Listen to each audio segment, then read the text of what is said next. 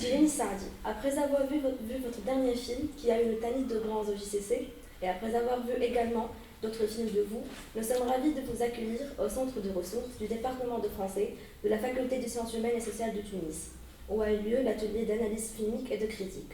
On va commencer cette rencontre par une question relative au début de votre parcours. Comment êtes-vous venu au cinéma? Ah, comment je suis venu au cinéma? Je suis venu au cinéma, j'ai commencé à vouloir faire des films à l'âge de 14 ans. Parce que je suis dyslexique et donc j'avais vraiment beaucoup de problèmes dans l'écrit. Et donc je me dis, et je voulais faire de la poésie, faire des choses comme ça, et je n'arrivais pas à cause de mon écriture. Et donc je me suis dit, je vais faire du cinéma parce que ça a l'air simple, on n'a pas besoin d'écrire. Donc voilà, c'est ça qui m'a amené au départ, c'était cette idée-là. Après, j'ai fait de la photo dans un club à Bizerte. J'ai créé avec des amis un club de cinéastes amateurs. Et avant, on fait beaucoup de photos à la Maison de la Culture de Bizerte. Bah, on a créé le festival, le cinéaste amateur et ciné-club. Et c'est là où ça a commencé. Ma préoccupation essentielle dans ma vie, c'était le cinéma, à partir de ce moment-là. Vous êtes intéressé à la marginalité et vous avez mis en scène des personnages vivant en marge de la société. Qu'est-ce qui explique votre intérêt pour la marge et comment ces personnages ont été conçus à l'étape de l'écriture? La marge m'intéresse parce que je pense que c'est un caractère que je porte en moi depuis mon enfance. Je suis assez introverti, donc depuis toujours, j'ai toujours regardé dans un coin le monde, la famille, tout le monde. Et parce que les gens de la marge m'amusaient beaucoup. Quand j'étais jeune, par exemple, si on parle de Khorma comme mon premier film, où j'ai abordé la première fois les marginaux. Avant, j'ai fait des courts-métrages, mais à Paris, ils parlaient aussi de marginalité, de clochards, de gens abandonnés. Euh, et, et donc, c'était des gens qui m'amusaient beaucoup et puis qui m'intéressaient parce que je trouve dans les rapports entre marginaux, il y a beaucoup moins d'artifice, il y a beaucoup moins de social, il y a beaucoup moins de politique, il y a beaucoup moins de... ça veut dire la réaction, le rapport entre les gens C'est plus est sincère. plus direct. Ouais. Et c'est ça que j'essaye de... C'est ça qui m'intéressait beaucoup dans les personnages que j'écris, toujours, quoi. Comment se fait le choix de vos acteurs et actrices? Ah, les choix. Mais avant, j'ai pas dit comment j'écrivais les marginaux dans la question d'avant. Je n'avais pas, j'avais dit pourquoi j'étais intéressé aux marginaux, mais je n'ai pas répondu. En écrivant, euh, les personnages, je ne cherche pas particulièrement à ce qu'ils soient marginaux. C'est des personnes comme toute personne. Ça veut dire que moi, quand j'écris, je commence toujours par les personnages. La situation, l'intrigue, tout ça m'intéresse que après. Mais au début, c'est les personnages qui m'intéressent, c'est des personnes que j'ai vues qui m'inspirent ou des personnes que je construis entre plusieurs personnages que j'ai rencontrés dans ma vie. Et ces personnages, c'est eux qui m'amènent au fait à dérouler après ce qui leur arrive et comment s'organise la relation entre eux et qu'est-ce qu'ils vont vivre pendant le temps du film, quoi. Et la deuxième question, attends, rappelle-moi la deuxième question. Comment se fait le choix de vos acteurs et actrices? Ah, le choix des acteurs et des actrices se fait, je fais un casting Ouais. et donc je vois beaucoup de gens, énormément de gens. Et je pense que le mieux, c'est que je vous raconte comment j'ai rencontré les différents acteurs importants pour moi qui m'ont marqué dans ceux que j'ai rencontrés. Par exemple, Mohamed Graya. Ouais. Mohamed Graya, je vivais à Paris, je n'avais aucune idée qui était acteur en Tunisie. Donc j'ai venu faire un casting et j'ai vu tous les acteurs qui avaient l'âge de Mohamed Graya à l'époque. Et personne ne me plaisait. Et puis un jour, on m'a amené quelqu'un qui paraissait pour eux, pour les assistants, Ouais. comme un mauvais acteur. Il était technicien de théâtre, il n'était pas considéré comme un acteur. Et dès qu'il est rentré, j'ai compris que c'était lui. Et je ne sais pas pourquoi, je n'arrive pas à comprendre pourquoi je choisis mes acteurs, mais il y a certainement un grand feeling, il y a une image qui me renvoie, qui m'intéresse. Donc Mohamed Greya, ça a été, disons, c'est ce film qui m'a... Avant, j'ai fait des courts-métrages, évidemment, j'avais des acteurs, mais c'est pas pareil par rapport au long-métrage. Et je pense qu'à partir de cette relation que j'ai eue avec Mohamed Greya, elle a presque déterminé ma manière de choisir les acteurs après. Après, quand j'ai choisi Anissa Daoud dans Al-Saddi, c'était pareil. Par exemple, Anissa Daoud, je l'ai rencontrée à Paris. Elle ne ressemblait absolument pas à ce que je cherchais. Je cherchais une fille avec un corps, une vraie femme qui se voit de loin, quoi. Et j'ai rencontré à Paris une fille qui avait un bonnet jusque-là, dans des vêtements très larges, et qui m'a saoulé. Je suis rentré chez moi, j'ai dit à ma femme, je sais pas, j'ai vraiment envie d'enlever la voix de cette actrice de mon oreille, j'y arrive pas. Mais après, en la revoyant, parce que ça m'a intrigué et tout ça, j'ai compris. Moi, je ne prends pas de décision rapidement pour le choix d'acteur. Je n'aime pas. Maintenant, je sais que, par exemple, si je veux travailler avec Mohamed Greya, je sais, parce que c'est un acteur avec qui j'ai travaillé. Comme j'ai fait beaucoup de films, donc j'ai beaucoup d'acteurs que je me dis, ah, celui-là, j'ai envie de travailler avec lui. Mais au début, c'était, je ne sais prendre de décision que à la fin, et donc je continue à voir les gens, même si quand ils m'énervent, parce que quelqu'un qui m'énerve est pour moi quelqu'un d'intéressant, parce qu'il a provoqué en moi. Le pire, c'est quand on a en casting quelqu'un qui vient, quand on passe du temps avec lui et qu'on l'oublie très vite après, on ne se souvient plus ni de comment il s'appelle, ni de sa tête, ni de sa voix.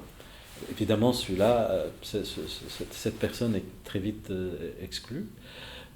Pour, par exemple, l'autre personnage, non, vous n'avez pas vu dans la peau, mais Bidoun 2, par exemple, Majd Mastoura et Sarah Haneshi. Majd Mastoura, il était avec Layla, ma nièce, au lycée, et je le connais depuis qu'il avait 16 ans. Et je le connais très. Donc, c'est le seul acteur avec qui j'ai travaillé sans lui faire de casting. Parce que je savais que c'était lui que je voulais avoir. Je l'ai vu en manifestation, je l'ai vu dans des situations tellement différentes que je me suis dit c'est lui. Et Sarah Haneshi, c'est une jeune fille de 17 ans qui m'a envoyé une amitié Facebook en me disant qu'elle est actrice. Elle avait un physique assez intriguant, donc j'ai répondu. Et on s'est vu avant que je n'ai aucune idée de film, comme ça pendant 3 ans, régulièrement, une fois tous les 2 mois, un truc comme ça. À chaque fois, elle m'appelle, elle veut que je voie un spectacle qu'elle fait, et elle me parle de ce qu'elle fait, des choses comme ça. Et jusqu'au moment où j'ai fait Bidoun 2. Et la dernière expérience, pour aller vite, la dernière expérience, la seule que je ne connaissais pas, c'est Emina, l'actrice. La fille, c'est une étudiante d'architecture. Elle venait de finir ses études. Et c'est le premier casting qu'elle fait. Elle fait du théâtre amateur, théâtre Tawfiq Jbeli.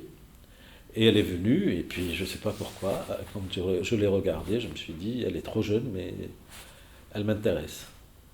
Et c'était elle. Donc je ne peux pas dire comment je choisis. C'est souvent, vous savez, pour faire un film, on va passer beaucoup de temps avec les personnes. Donc, toute la période de préparation et la période de tournage, et on va vivre des choses très dures. Ce n'est pas simple de tourner un film. Et donc, il faut souvent qu'on choisisse des gens qui ont un rapport, avec qui on sent qu'on peut s'entendre, on sent qu'on a de l'influence sur eux, on sent on ne sait pas, et puis il y a comme ça un feeling que ça ne s'explique pas, donc voilà. Évidemment, avant, quand j'écris, j'ai une idée je fabrique une idée théorique d'un acteur que je cherche. Souvent, j'écris sans savoir pour qui. Et donc, il y a vraiment, je sais si... Et des fois, j'écris, par exemple, que dans le dernier, je pensais que la fille devait être beaucoup plus pulpeuse, avec plus de seins, plus de fesses, plus de corps et tout. Elle est absolument maigre, c'est absolument l'opposé. Mais elle m'a convaincu, et si elle m'a convaincu, donc c'est bon. De quelle manière les comédiens et les comédiennes participent à la construction du personnage? Est-ce que vous leur accordez une marge de liberté? Ah oui, énormément. Ah, c'est des partenaires pour moi, c'est pas des exécutants, hein, c'est au contraire, c'est une collaboration très importante. Et pour le dernier film, par exemple, je l'ai commencé dans les autres films, mais sur ce film-là, ça a été particulier. J'écris les dialogues en français, et exprès, je ne les traduis pas, et je demande aux acteurs de les traduire, tout seul. Et après, on a une séance de travail pour comprendre pourquoi. Pour moi, ça me permet que les acteurs rentrent dans leur personnage, et moi, comme ça, et après, on discute pourquoi le dialogue est écrit comme ça, pourquoi il dit ça, mais aussi à quoi il sert le dialogue, est-ce qu'il ne faut pas le retirer là, est-ce que c'est pas trop. Et moi, ça me permet de vérifier avant le tournage la qualité de mes dialogues, et je pense que je suis assez fier des dialogues de ce dernier film. Je pense que c'est la méthode sur laquelle... Donc pour moi, vraiment, un acteur... De toute façon, je fais des films pour diriger les acteurs, je ne fais pas de films pour... Moi, ce qui m'intéresse, ce n'est pas la caméra, le son, le chef-op, tout ça, je m'en fous. Moi, ce qui m'intéresse, c'est les acteurs. Et la chose qui me motive à continuer à écrire, c'est le désir d'écrire, par exemple, pour Mohamed Graya, ou pour Sarah Haneshi, ou pour Majd Mastoura, ou pour je ne sais pas qui d'autre. Dans certaines de vos déclarations, vous avez assimilé Bizerte, votre ville natale, à une prison. On a constaté cependant que la majorité de vos films sont tournés soit entièrement en Bizerte, soit sur l'autoroute la reliant à Tunis, ou alors à mi-chemin des deux villes. Pouvez-vous nous en dire plus à propos de cette présence quasi constante? Oui, il y a un rapport très particulier. J'arrive pas à tourner à Paris parce que sinon je ferais des films à Paris ou à Bizerte parce que c'est les deux villes qui m'intéressent. Tunis, je ne le connais pas, Tunis. Moi, j'ai pas été étudiant à Tunis. Donc, je ne connais pas du tout. J'ai découvert Tunis quand je suis revenu en France, de France en Tunisie, et j'ai commencé à faire des films et à donner des cours avec les jeunes et des choses comme ça. Avec des étudiants, parce que jusqu'à l'année dernière, je donnais des cours à des étudiants de cinéma. Donc je ne connais pas du tout, je n'ai pas eu de vécu étudiant, donc je n'ai pas du tout de rapport d'attache particulier à Tunis. Donc pour moi, Tunis, c'est un décor anonyme. Les seules villes où j'ai vraiment des repères et des affinités sont Paris et Bizerte, parce que Bizerte, j'y ai vécu mes 20 premières années, et Paris, j'ai vécu les 23 après, et après je suis retourné à Bizerte. Mais, si je tourne beaucoup à Bizerte, parce que, par exemple, voilà l'anecdote, c'est qu'au début, quand j'ai fait Khorma, je ne savais pas que je allais tourner un film en Tunisie. Tous mes projets étaient en France, je vivais en France, et je ne pensais pas faire des films en Tunisie. Et il s'est passé comme ça une particulière avec les JCC qui m'a beaucoup énervé. Je me suis dit, voilà, je vais écrire moi aussi. Et donc, le plus simple pour moi, c'était de faire ma ville natale. Je ne connaissais pas Tunis, je ne peux pas l'imaginer vivant à Paris. Et au fait, quand je suis arrivé faire les repérages la première fois dans le cimetière de Bizerte, je me suis rendu compte que c'est très important de tourner dans le lieu qu'on connaît, qu'on a apprivoisé. Et je me suis dit, c'est le seul endroit dans ma vie, où mon enfance, parce que c'est tout mon enfance et ma jeunesse là-bas, où je peux me positionner n'importe où, et je sais où poser la caméra sans me poser de questions. Alors que si je suis dans un territoire anonyme, inconnu, c'est souvent très compliqué. De quel endroit je vais regarder le monde? Donc, et ça, c'est hyper important. Par exemple, j'ai fait un film qui s'appelle Dans la peau, où là, j'allais tourner, exprès j'ai fait ça, j'allais tourner dans des endroits que je ne connaissais pas et que je n'ai même pas repérés. Ça veut dire que je ne sais même pas où je vais tourner. Pour, comme ça, m'enlever cette facilité d'être dans des endroits où réellement je possédais l'espace, je le connaissais. Enfin, j'ai un rapport avec cet espace qui était très, très sensuel, quoi, très, très fort. Et Bizerte, c'est une vraie prison, parce que si vous voulez faire l'expérience d'y vivre 15 jours, 3 semaines, vous verrez combien c'est une ville de dortoir. Et donc quand on est jeune, on la déteste, mais quand on vieillit comme moi, c'est très agréable. Donc, et voilà, et donc je me dis toujours que tous ceux qui vivent à Bizerte ont cette sensation d'enfermement, puisque c'est quand même une presqu'île. Et on a un peu cet esprit insulaire où Benazarté parle Benazarté et des choses comme ça, et tout ça, ça m'énervait.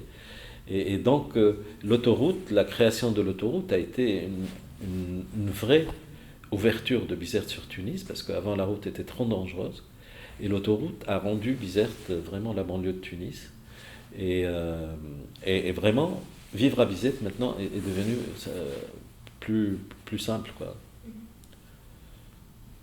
En dépit de cette présence constante, on a le sentiment que la ville se transforme d'un film à l'autre.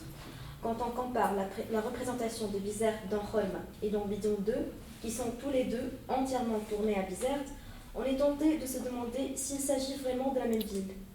Est-ce cette transformation est le reflet d'une autre façon de faire du cinéma ? Peut-être. Enfin, c'était deux films très différents pour moi. Mais je sais qu'à Bizerte, au début, quand j'ai fait Horma, ce qui m'énervait beaucoup, c'est que quand je montrais le film à l'étranger, tout le monde me parlait le village de Bizerte, alors que c'est une grande ville. Je ne comprenais pas pourquoi on disait village. En fait, habituellement, comme jusque-là, beaucoup de films arabes se tournaient dans les villages, donc ils ont l'impression qu'on ne vit que dans les villages. Et alors que Bizerte, c'est une ville industrielle, une des premières et plus importantes de Tunisie, puisque la France a élu domicile avec sa garnison militaire. Donc je ne comprenais pas pourquoi les gens me parlaient de village. Et donc dans Bidoun 2, évidemment, quand j'ai décidé de tourner Bidoun 2 à Bizerte, j'essayais évidemment de montrer autre chose. D'ailleurs, les territoires que j'explore dans Horma sont absolument très éloignés. Dans Bidoun 2, on a la périphérie de Bizerte, la plage, la côte, la grotte. Si, il y a aussi centre-ville, puis le centre-ville, il y a quand ils... je confonds mes films maintenant. Bidoun 2, on a été... Oui, il y a la salle de mariage, et les trucs comme ça. Tout ça, c'est dans le centre de Bizerte, qui n'est pas le centre habituel. C'est pas le même lieu que l'autre espace, quoi. Mais sinon, ils sont à 10 mètres l'un de l'autre. Et simplement, quand on fait un film, on choisit de ce qu'on veut montrer. Et donc là, dans Bidoun 2, le sujet n'était pas ni le cimetière, ni la vieille ville. Donc j'étais dans l'autre côté, quoi, dans l'autre espace, dans l'autoroute surtout, dans toute cette peut-être un peu plus moderne, je ne sais pas, mais... Et certainement, filmer autrement, oui, parce que j'aurais pu filmer de la même manière dans le même quartier, dans les autres quartiers, mais aussi, oui, je ne sais pas, j'arrive pas à répondre clairement là-dessus. À partir de Bidon, on assiste à la construction d'un cycle avec des motifs qui reviennent. Celui de l'autoroute, de la lampe, la récurrence des séquences nocturnes, l'utilisation de la GoPro. Certains de ces motifs, on les retrouve dans votre dernier film Insurrection. Est-ce que vous avez conçu ce dernier film comme un prolongement du cycle des Bidons ? Oui, pas un prolongement, plutôt une clôture. Une clôture, oui, bien sûr. Il y a plein de choses de Bidoun dans les Bidouns. Au fait, Bidoun, c'était une expérience pour moi. Une expérience cinématographique qui m'a mené à faire 4 films sans aucun financement, sans moyens. Et c'est peut-être là, en faisant ces films-là, que j'ai le plus trouvé du plaisir à faire du cinéma, où je me suis senti le plus cinéaste. Avant, j'avais l'impression d'être plus auteur, plus quelqu'un qui raconte des histoires, ou quelqu'un qui est plus préoccupé par des propos plus clairs, Dans Bidoun, la forme était pour moi le sujet. C'était la chose la plus importante. Et évidemment, comme j'ai pris beaucoup de plaisir à faire les Bidouns, je ne peux pas faire un film après sans reprendre les mêmes... Enfin, sans continuer les choses que j'ai découvert en faisant les Bidouns dans la manière de filmer, de regarder mes acteurs, de raconter mes histoires, tout ça. Donc forcément, et moi je pense que c'est plutôt... on peut dire que c'est presque un Bidoun avec de l'argent. Le dernier, c'est presque un bidoun avec la subvention du ministère de la Culture. Donc sur ce film, j'avais un budget qui était 100 fois plus important que les autres, même plus, 1000 fois peut-être. Donc, mais l'idée de travailler avec la lampe, la lumière, ça pour moi c'est un sujet de cinéma, quoi. C'est même pas bidoun ou pas bidoun. Maintenant, je ne vois pas comment je peux faire un film sans montrer comment on éclaire les personnages, sans enlever la distance, sans regarder en face les acteurs qui nous regardent en face, voilà, sans jouer avec les points de vue multiples et fractionnés dans mes films, quoi. Le titre Insurrection a une double dimension dans le film. Une dimension politique, le cadre temporel étant celui d'une nuit d'insurrection, et une dimension personnelle dans le sens où les personnages sont en situation de rupture. On constate pourtant qu'il n'y a pas de lien entre ces deux dimensions. Ah, je ne suis pas d'accord qu'il n'y ait pas de lien entre les deux dimensions. C'est quoi la politique ? C'est quoi la politique ? Pour moi, la politique, c'est des personnes qui sont en rupture ou qui sont en cohérence avec, dans le pays ou dans le lieu qu'ils sont. Donc pour moi, c'est absolument une continuité. C'est une expression différente de... je veux dire, ces personnages qui sont en rupture, ils sont dans une forme de ras-le-bol parce qu'ils vivent dans ce pays. Et l'insurrection politique, elle se situe où ? Parce que il y a les manifestations, c'est les gens qui jettent des pierres, ils sont en rupture. Les gens qui hurlent dans la rue sont en rupture. Les gens qui sortent manifester sont en rupture. Les gens qui arrêtent et qui bloquent, qui font des braquages sont en rupture avec la société. Donc je ne vois pas ce qui est une opposition aux ces deux-là. Je pense que c'est plutôt une expression différente de la même rupture, enfin de la même politique, de la même angoisse politique ou de la même insurrection. Et même plus que ça, même elle est formelle. Je veux dire, l'insurrection elle n'est pas que politique et les personnages sont en rupture aussi dans l'écriture du film. Le film fonctionne en insurrection par rapport à ce que même moi j'ai écrit avant, dans la forme, dans la continuité, dans l'aboutissement des histoires, dans la justification. Je veux dire, c'est ce qu'on m'a beaucoup reproché en Tunisie, je sais, dès le scénario, c'est qu'on me disait, tes personnages se rencontrent par miracle, mais parce que tu ne sais pas écrire comment ils se rencontrent, tu n'as pas expliqué comment ils se rencontrent. Alors que moi, là, c'est le film, après les bidounes, parce que j'ai commencé à tester ça avec les bidounes, c'est là où j'ai vraiment, pour moi, c'était sans concession, j'ai pas besoin d'expliquer, je n'explique pas. Et donc le cinéma suffit pour raconter pourquoi des personnes se rencontrent. Je veux dire, je ne suis pas en train de cacher que je fais de l'artificiel, que je suis pas en train de dire que c'est naturel ce que vous voyez. Le film est une fabrication mentale ou une fabrication réelle qui après est concrète parce qu'elle devient film. Et je n'ai pas besoin de le cacher ou de le dissimuler. Et donc, pour moi, c'est la plus grosse insurrection, c'est celle-là pour moi. Dans l'insurrection, il y a une image récurrente, celle d'une mégapole qui a certains traits en commun avec Tunis. Dessiner une image de synthèse et envers laquelle se destinent les personnages. Est-ce une référence à Métropolis ? J'ai pas pensé à Métropolis en le faisant, mais c'est possible, oui. Mais c'est Tunis, hein, c'est une image de Tunis. Comme tout le film, c'est des images de quelque chose.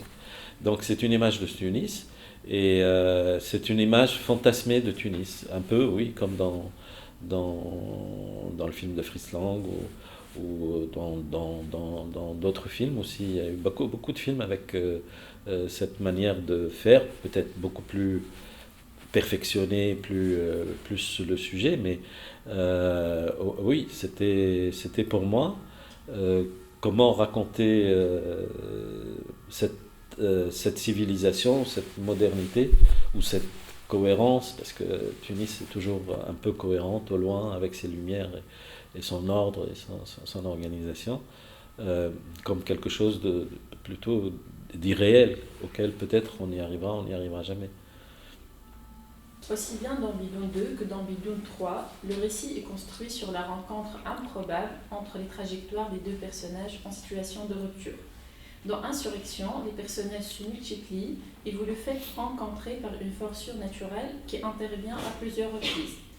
Pourquoi avez-vous eu recours à ce mode de construction qui relève de fantastique et qui est en même temps décalé, dans le sens où il introduit de la dérision et de la parodie dans le film? Ben, la réponse est dans la question. Là. Vous avez répondu à ce que j'allais dire, oui, c'est ça, c'est amener ce côté-là parce que, bien sûr, ça ramène un peu de légèreté dans le film. Il y a une autodérision de la situation dans laquelle on vit. Et puis, pourquoi je ne ferais pas de fantastique? J'ai le droit, ça fait partie du cinéma et je me donne le droit, même si je n'ai pas l'argent pour le faire. Je trouve les moyens. Je l'ai fait dans Bidon 3 aussi, hein, quand il y a les nuages, les corbeaux qui attaquent les oiseaux. Et donc je m'amuse. Le cinéma pour moi c'est un jeu. Et évidemment j'aime les films, tout le cinéma dans toutes ses formes. Et donc à chaque film je me dis voilà, je vais m'amuser à faire ça, même si comment je peux arriver à le faire avec ce que je sais faire. Et donc ça vient comme ça, quoi. Est-ce que cette force surnaturelle est un peu l'équivalent de l'homme en mauve dans Bidon 2? Oui, mais enfin, sauf que c'est plus proche de Dieu que de l'homme en mauve, parce qu'elle vient du ciel quand même. Donc elle vient, c'est la lumière, elle vient du ciel, c'est tout ça. Ah oui, mais c'est aussi la rupture, l'homme dans Bidon 2 qui arrive et qui intervient dans l'histoire et qui fabrique l'histoire, qui mène l'histoire. Oui, ça fonctionne exactement de la même manière. Oui. Comme quoi, je fais toujours le même film. Hein. Et qu'est-ce qu'il y a après Insurrection? Je ne sais pas. Pour l'instant, je suis en écriture, donc je ne sais pas trop. Merci Jenny Sardi d'avoir répondu à les questions. Merci à vous. Nous espérons qu'Insurrection fera une belle sortie en salle. Merci.